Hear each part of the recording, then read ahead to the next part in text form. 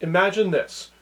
You're on your way into work, you've left 10 to 15 minutes early, and yet by the time you get there, you are still complaining to your boss and apologizing that you're 10 to 15 minutes late.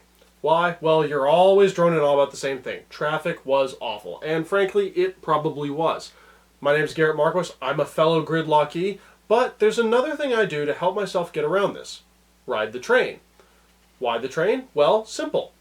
It's the best way to get around congestion. And if we really want to solve congestion problems for the majority of our community and our country, the best way to do that is invest in more rail. Why? Well, simple. There's a bunch of things you could do to reduce congestion if you stayed on the road. Ride a motorcycle. My motorcycle's sitting right over there, and it's a lot smaller than my car is. So, less congestion. You could carpool. 5 people in my car rather than 5 people in their own cars, less congestion. Ride a bus. That's a lot less congestion. Maybe 50 people in one bus. But the simple fact is that all of these modes of transportation are still on the road. Trains aren't. They're off the road in their own system. Trains could carry hundreds of people at a time, and none of them would ever touch the road, meaning they won't cause problems for other drivers. If you add more trains and add more rail, more people will be off the road. Now, the most common arguments are two. First, that's the most common arguments against adding more rail. The first most common one is people use cars, build more roads. Well, here's the issue with that. Let's say we added another lane to I-90 all the way into Boston. It's not a 3 or 4 lane road anymore. It's now a 4 or 5 lane road. Well, everyone's going to know that happened. They're going to know there's more road, and instead of taking roads like Route 30 or Route 20, they're going to then get on the highway.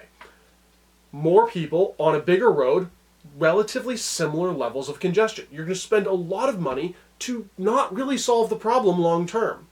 This is due to a phenomenon known as induced demand.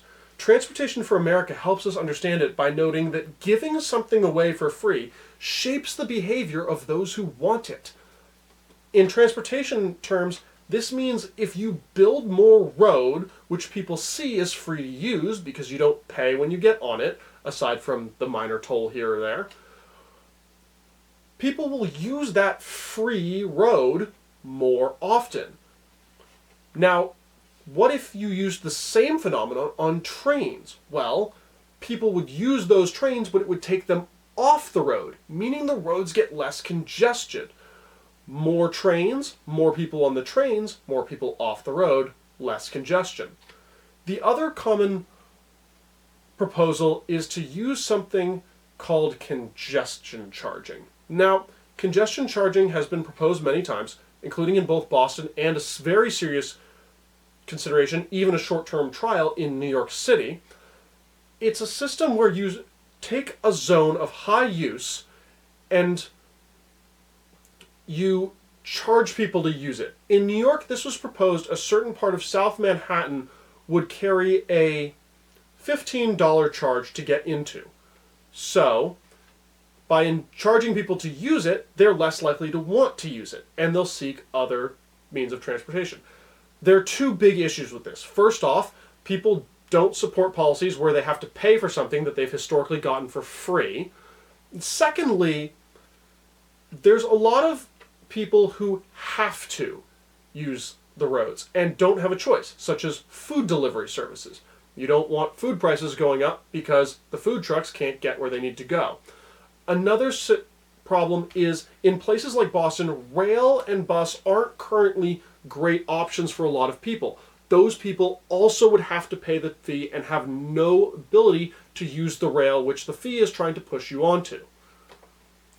So congestion charging, at least for now, isn't a great solution. It could be a solution if we invest in rail properly. And for that, there's a bunch of smart ways to do it.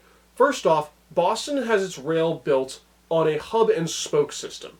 Effectively, Boston is the hub, and the rail lines all branch out of Boston in different directions. All you need to do is look at the MBTA's website to understand this. It's pretty simple once you see the map. Notably, European cities such as London and Paris use a hub-and-spoke system with things called ring loops. Ring loops go around the hub rather than into it. If you want to see a good example of a ring loop here in America, look at the Boston road network. I-95 and I-495 are ring loops. They go around Boston, but not into it. Building ring loops is a far better solution than congestion charging. The Economist noted that the reason that this congestion charging in New York failed partially was people worried about congressional races. Politicians didn't want to upset the public. Upsetting the public means the public doesn't really support it. They also know that some engineers have been trying to implement this since the 1970s. So this isn't a new solution. It's just not gaining ground because it's not practical right now. If you really want to help ease congestion, use trains if you can. And reach out to your representatives to let them know this is an action and a policy you support. I hope you've all learned something and been encouraged to take your next train trip. Thank you for watching.